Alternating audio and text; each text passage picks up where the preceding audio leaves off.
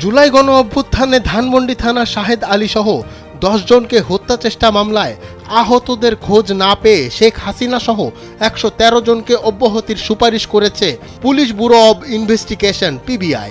Dhaka metropolitan magistrate আদালত সূত্রে এ তথ্য পাওয়া গেছে।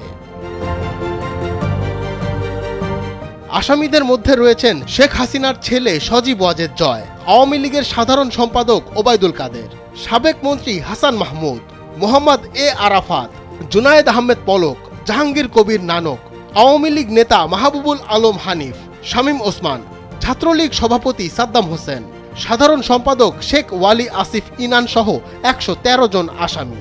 আগামী 3 ফেব্রুয়ারি মামলার পরবর্তী শুনানির দিন ঠিক করা হয়েছে। এর আগে গত 5 নভেম্বর তথ্যগত ভুল থাকার কথা উল্লেখ করে আদালতে চূড়ান্ত প্রতিবেদন দাখিল করা হয় মামলার তদন্ত কর্মকর্তা পিবিআই পরিদর্শক শাহজাহান ভুইয়া।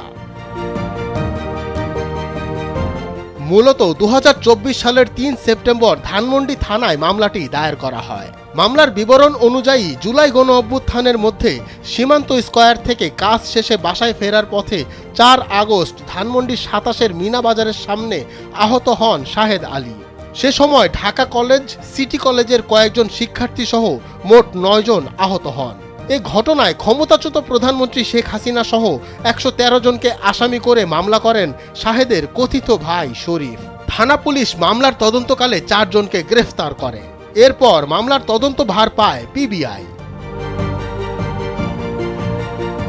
ডেস্ক রিপোর্ট, সময়ের আলো।